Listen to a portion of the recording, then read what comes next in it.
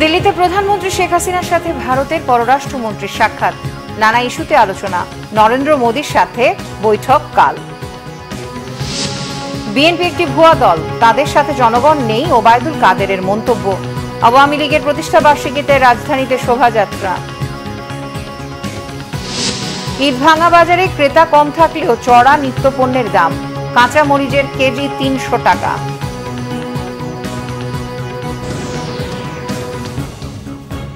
দেখছিলেন বিএবি কেবল সংবাদ শিরোনাম, এবারে বিস্তারিত। কানেক্টিভিটি, লজিস্টিক, এনার্জি সহ বিভিন্ন ক্ষেত্রে দুদেশের মধ্যে সম্পর্ক উন্নয়নে গুরুত্ব দিয়েছে ভারত বাংলাদেশ। এছাড়া দুদেশের মধ্যে চলমান প্রকল্পগুলোর দ্রুত নিষ্পত্তি করতে জোর দেওয়া হয়েছে।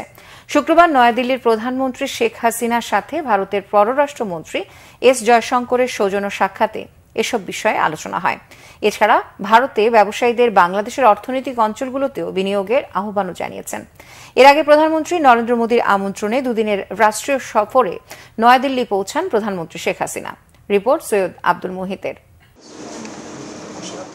শুক্রবার নয়াদিল্লির হোটেল তাজ প্যালেসে প্রধানমন্ত্রী শেখ হাসিনার সাথে সৌজন্য সাক্ষাৎ করেন দেশটির পররাষ্ট্রমন্ত্রী এস জয়শঙ্কর। সন্ধ্যায় তাদের এই বৈঠকে দুদেশের স্বার্থ সংশ্লিষ্ট নানা ইস্যুতে আলোচনা হয়। এছাড়াও প্রধানমন্ত্রীর সাথে দেখা করেন confederation of Indian industry CII এর প্রধান নির্বাহীরা। বৈঠকের পর ব্রিফিংয়ে বিস্তারিত জানানো হয়। কৃষি খাতে, IT খাতে, তারপর লজিস্টিক্সের খাতে, তারপর তারা বলছে যে ভারতে তারা অনেকগুলি বিশেষ করে আপনার IT খাতে তাদের যেখানে যেখানে মানে সফলতাটা অর্জন করেছে, তারা বলছে যে এগুলি নিয়ে আমরা বাংলাদেশেও আমাদের কোম্পানিগুলি নিয়ে আমরা কাজ করতে পারি। গত 10 বছরে বাংলাদেশ ভারতের সম্পর্কে এমন একটি উচ্চতায় গিয়েছে যে উচ্চতাকে আরো নতুন একটা অধ্যায় নিয়ে যেতে চাই। সেটা হচ্ছে যে ট্রেডের ক্ষেত্রে, এবং তারই পরবর্তীতে ফলো আপ মিটিংটাই হয়ে গেল। তারা লজিস্টিক্সের ক্ষেত্রে, এনার্জি এবং কানেক্টিভিটির ক্ষেত্রে বাংলাদেশের সাথে আরো অধিকতর গুরুত্ব দিয়ে কাজ করতে চাই। একই সাথে ইকোনমিক ডেভেলপমেন্টের ক্ষেত্রে যে সকল সমস্যা আছে দুই দিকে, সেটি আমরা আলাপ আলোচনার মাধ্যমে শেষ করতে পারি। এর আগে প্রধানমন্ত্রী নরেন্দ্র মোদীর আমন্ত্রণে 2 দিনের রাষ্ট্রীয় সফরে নয়াদিল্লি পৌঁছান প্রধানমন্ত্রী শেখ হাসিনা। বেলা 3:30টার দিকে দিল্লির পালাম বিমানবন্দরে পৌঁছায় তাকে বহনকারী বিশেষ বিমানটি। বিমানবন্দরে প্রধানমন্ত্রী শেখ হাসিনাকে অভ্যর্থনা জানান ভারতের পররাষ্ট্র ও পরিবেশ বিষয়ক প্রতিমন্ত্রী কীর্তি বর্ধন সিং। এ সময় ভারতের একটি সাংস্কৃতিক দল ঐতিহ্যবাহী নৃত্য পরিবেশন করে। বিমানবন্দরে আনুষ্ঠানিকতা শেষে প্রধানমন্ত্রীকে নেওয়া হয় হোটেল তাজ প্যালেসে। দুপুর 2টায় বাংলাদেশ বিমানের একটি বিশেষ ফ্লাইটে হজরত শাহজালাল আন্তর্জাতিক বিমানবন্দর ছাড়েন তিনি। বিমানবন্দরে প্রধানমন্ত্রীকে বিদায় জানান মন্ত্রী পরিষদের সদস্য, 3 বাহিনীর প্রধান সহ সামরিক বেসামরিক প্রশাসনের ঊর্ধ্বতন কর্মকর্তারা। সফরে শনিবার প্রধানমন্ত্রী শেখ হাসিনাকে নয়াদিল্লিতে রাষ্ট্রপতি ভবনে আনুষ্ঠানিক সংবর্ধনা দেয়া হবে। হায়দ্রাবাদ হাউসে ভারতের প্রধানমন্ত্রীর সাথে একান্ত বৈঠক হবে প্রধানমন্ত্রী শেখ হাসিনার। দুদেশের মধ্যে বেশ কয়েকটি চুক্তি ও সমঝোতা স্মারক সই হওয়ার কথা রয়েছে। সৈয়দ আব্দুল মুহিত, বাংলা ভিশন, ঢাকা। বিএনপি চেয়ারপারসন উপদেষ্টা জয়নুল আবেদিন ফারুক বলেছেন, প্রধানমন্ত্রী খালি হাতে দিল্লি থেকে ফিরলে দেশের মানুষ মেনে নেবে না। জাতীয় প্রেস ক্লাবের সামনে এক প্রতিবাদ সভায় তিনি কথা বলেন। বাংলাদেশের উপর দিয়ে ভারতীয় রেল রুটের প্রতিবাদে আয়োজিত এই সভায় জয়নুল আবেদিন ফারুক বলেন, ভারত বন্ধু রাষ্ট্র হলেও অবৈধ সরকারের অবৈধ নির্বাচনকে সমর্থন করে বাংলাদেশের জনগণকে অবজ্ঞা করেছে। ভারতে গণতন্ত্র থাকবে আর বাংলাদেশে অগণতান্ত্রিক সরকারকে সহযোগিতা করবেন, এটি দেশের মানুষ মেনে নেবে না বলেও দাবি করেন ফারুক। কিছু সংখ্যক আমলা আর পুলিশ দিয়ে বিরোধী দমন করে সরকার বেশি দিন ক্ষমতায় থাকতে পারবে না মন্তব্য করে ফারুক বলেন, দেশের বর্তমান করুণ অবস্থার জন্য সরকার দায়ী। কিন্তু বন্ধু বলে আজকে আমার বাংলাদেশের সব কিছু তুমি কেড়ে নিয়ে যাবে আর আমার ন্যায্য হিস্সা থেকে আমাকে বঞ্চিত করবে। আপনাদেরকে জানিয়ে দিতে চাই, বাংলাদেশের ন্যায্য হিস্সা বা ন্যায্য হিস্সা আপনাকে দিতেই হবে। দামি নির্বাচন দিয়ে সেই সরকারের প্রধান আজকে আবার দিল্লি যাবেন, কি নিয়ে আসবেন আমরা দেখব। এবার খালি হাতে আসলে কিন্তু জনগণ আপনাকে আর ক্ষমা করবে না। বিএনপি ঢালাওভাবে পুলিশকে আক্রমণ করে গুজব ছড়াচ্ছে। এমন অভিযোগ করে আওয়ামী লীগের সাধারণ সম্পাদক ওবায়দুল কাদের বলেছেন, দেশে বিশৃঙ্খলা তৈরির চেষ্টা করছে দলটি। এসবের সমুচিত জবাব দেওয়ার কথাও জানান তিনি। বলেন, বিএনপি একটি ভুয়া দল, তাদের সাথে জনগণ আর নেই। মহিবুল্লাহ মুহিবের রিপোর্টে বিস্তারিত। ৭৫তম প্রতিষ্ঠা বার্ষিকী উপলক্ষে রাজধানীতে বর্ণাঢ্য শোভাযাত্রা করে আওয়ামী লীগ। রাজধানীর সোহরাওয়ার্দী উদ্যান থেকে শুরু হয়ে শোভাযাত্রাটি ধানমন্ডি ৩২ নম্বরে গিয়ে শেষ হয়। নানা রঙের প্লাকার্ড, ব্যানারের সাথে বাদ্যযন্ত্র বাজিয়ে শোভাযাত্রায় অংশ নেন নেতাকর্মীরা। শোভাযাত্রা পূর্ব সমাবেশে দলের সাধারণ সম্পাদক ওবায়দুল কাদের বলেন, আওয়ামী লীগ কচু পাতার ওপরে শিশির বিন্দু নয় যে টোকা দিলেই পড়ে যাবে। বিএনপির সমালোচনাও করেন তিনি। আমাদের শিকড় বাংলাদেশের মাটি অনেক গভীরে, কচু পাতার উপর শিশির বিন্দু। আওয়ামী লীগ না একটু টোকা লাগলেই পড়ে যাবে, একটু ধাক্কা লাগলেই সরে যাবে, এমন দল আওয়ামী লীগ নয়। আন্দোলন করবে 28 অক্টোবরের মতো, পালিয়ে যাবেন না তো? আপনাদের আন্দোলন তো ভুয়া ভুয়া ভুয়া। সমাবেশে দলের সিনিয়র নেতারা বলেন, যারা একসময় আওয়ামী লীগকে ধ্বংস করতে চেয়েছিলেন তারাই এখন ধ্বংসের পথে। জাতিপ্রিয়া কন্যা জাতি শেখ হাসিনার নেতৃত্বে এই বাংলাদেশ আওয়ামী লীগ, এই বাংলার মাটি, বাংলাদেশের স্বাধীনতা, বাংলার পতাকা যতদিন থাকবে ততদিন বাংলাদেশ আওয়ামী লীগ এই দেশের মানুষের কল্যাণে কাজ করে যাবে। আজকে এই ৭৫তম প্রতিষ্ঠা বার্ষিকীতে এটাই আমাদের অঙ্গীকার। আওয়ামী লীগকে যারা নিশ্চিহ্ন করতে চেয়েছিল, সেই নম্রদের গোষ্ঠী বিএনপি জামাত ধ্বংস হয়ে গিয়েছে, ওরা ধ্বংস হয়ে যাবে। অসাম্প্রদায়িক রাজনীতি জয়লাভ করবে। আওয়ামী লীগে আমাদের শয়তান থাকে না, এরা হলো ইবলিশ। এই বিএনপি জামাতের নেতা কর্মীরা না, আমাদের কর্মী নাই, নেতা আছে কয়েকজন বুড়া, দাঁত আছে, চোখ নাই, চোখ আছে, পেট নাই, তাই না? কোন আদর্শবান কর্মী নেতা বিএনপিতে নাই। আওয়ামী লীগের বিরুদ্ধে কিছু মিডিয়া ঢালাওভাবে দুর্নীতির অভিযোগ তুলছে, যা ষড়যন্ত্রের অংশ বলেও মনে করেন দলটির নেতারা। মুহিবুল্লাহ মুহিব, বাংলা ভিশন, ঢাকা। ঈদ ভাঙা বাজারে বেচাকেনা না কমলেও বেড়েছে পেঁয়াজ ও নিত্যপণ্যের দাম। কাঁচামরিচের কেজি ছাড়িয়েছে 200 টাকা। সুখবর নেই মুরগির বাজারেও। রিপোর্ট এসএম ফয়েজের। সরবরাহ কম থাকার অজুহাতে কাঁচামরিচের দাম অনেক বেড়ে গেছে। মানভেদে প্রতি কেজি মরিচ বিক্রি হচ্ছে 200 থেকে 250 টাকা। কাঁচামরিচের দামটা আমার মনে হয় একটু বেশি, বাজারটা সবচেয়ে বেশি। সারা দেশে বৃষ্টির কারণে মরিচ উঠে না, আর ইন্ডিয়াতে মরিচটা বদ্ধ আসলে এতদিন, যার কারণে দাম ছিল। বেড়েছে পেঁয়াজের ঝাঁঝ। দেশি পেঁয়াজ প্রতি কেজি বিক্রি হচ্ছে 80 থেকে 85 টাকা। পেঁয়াজ হাটে কৃষকরা আমদানি করতেছে না, হয়তো এদিকে একটু চাহিদা আছে, এই কারণে 1-2 টাকা বাজারটা একটু বাড়ছে। আগে আমরা ধরুন পেঁয়াজ 70 টাকা কিনতাম, এখন ধরুন 86 টাকা পেঁয়াজ পড়ে। আর সবজি বাজারে তেলেসমাতি। এক দোকানে বেগুন বিক্রি হচ্ছে 20 টাকা কেজি, অন্য দোকানে 80 টাকা। 10 টাকা কেজি যে ধুন্দুল ছিল বেগুন, আর হলো ঢেঁড়স। বেগুন বেশি 20, ভেন্ডি 10, চিচিঙ্গা 10, তারপরে আমি লাউ বেচলাম এক পিস 20 টাকা করে। বেগুন গোলটা 80 টাকা কেজি, এটা 100 টাকা কেজি, আর এটা হচ্ছে 60।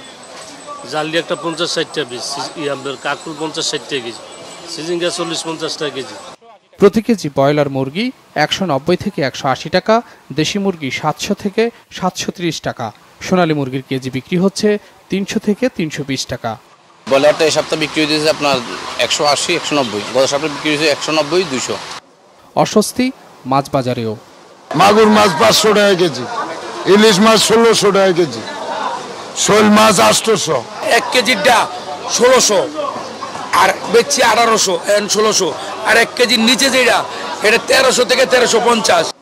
নানা অজুহাতে লাগামহীন আরও বিভিন্ন পণ্যের দাম। S M Foyez, Bangla vision, Dhaka.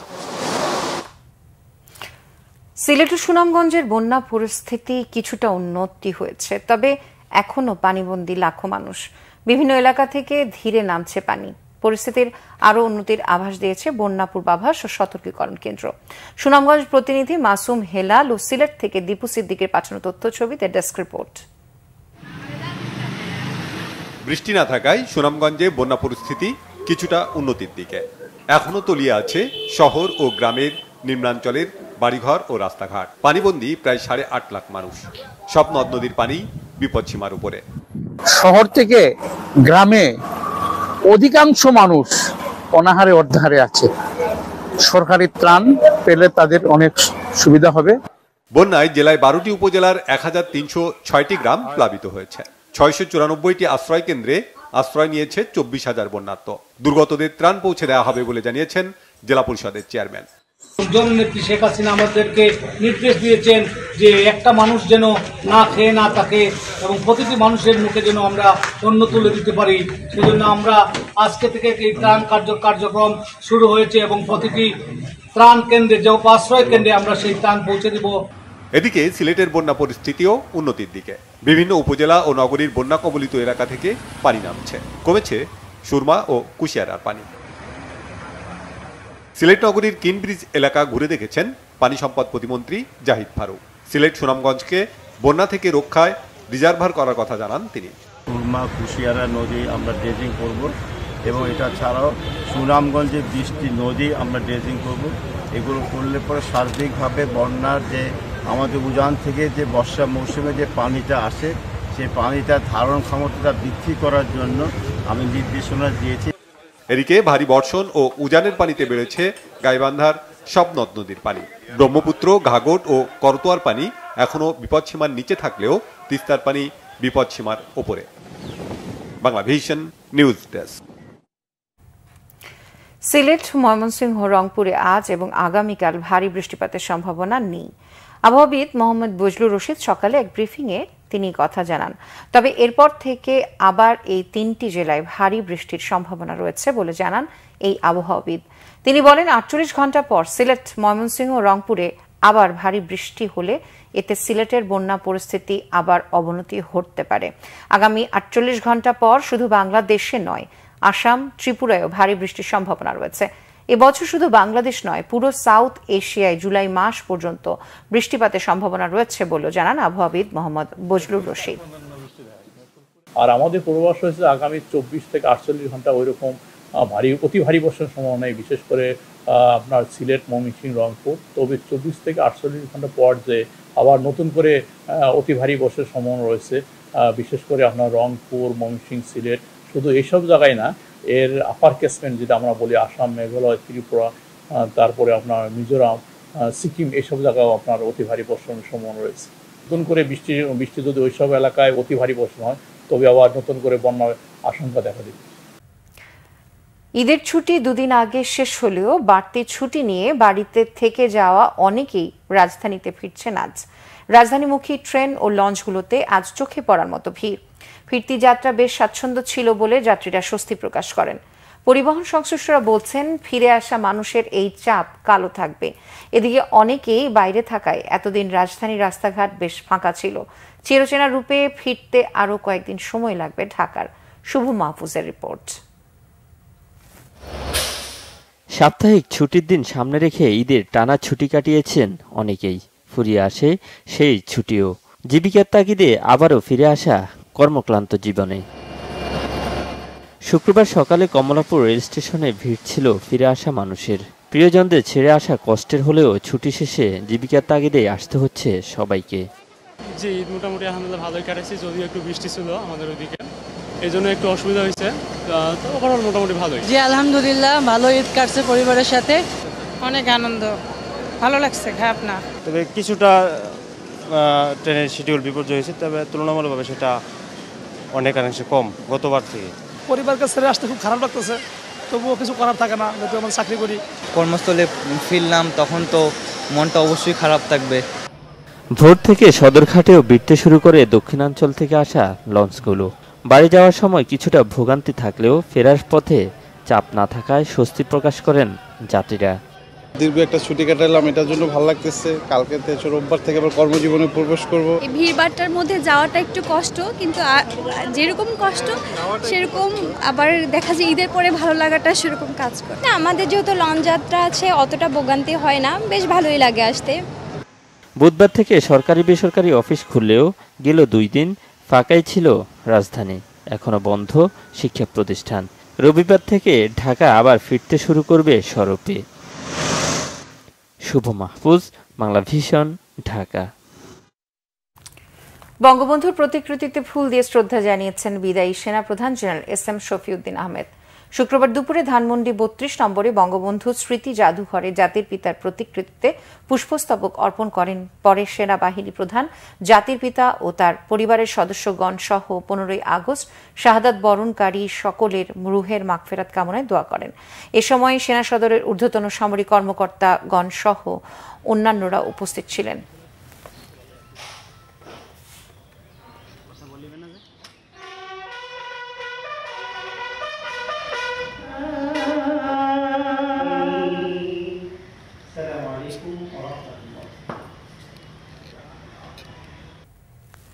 সংবাদ শেষ করব বিআরবি কেবল শিরোনামগুলো আরো একবার জানিয়ে। দিল্লিতে প্রধানমন্ত্রী শেখ হাসিনার সাথে ভারতের পররাষ্ট্রমন্ত্রীর সাক্ষাৎ, নানা ইস্যুতে আলোচনা। নরেন্দ্র মোদীর সাথে বৈঠক কাল। বিএনপি একটি ভুয়া দল, তাদের সাথে জনগণ নেই, ওবায়দুল কাদেরের মন্তব্য। আওয়ামী লীগের প্রতিষ্ঠা বার্ষিকীতে রাজধানীতে শোভাযাত্রা। ঈদ ভাঙা বাজারে ক্রেতা কম থাকলেও চড়া নিত্যপণ্যের দাম, কাঁচা মরিচের কেজি ছাড়িয়েছে 200 টাকা।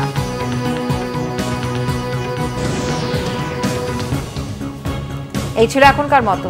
পরের সংবাদ রাত 1টায় দেখার আমন্ত্রণ রইল। এছাড়া বাংলা ভিশন সংবাদ ও সংবাদ সংশ্লিষ্ট অনুষ্ঠান দেখতে ভিজিট করুন www.bbnews24.com ও facebook.com/banglavisionnews এবং সাবস্ক্রাইব করুন youtube.com/banglavisionnews। এতক্ষণ সাথে থাকার জন্য ধন্যবাদ।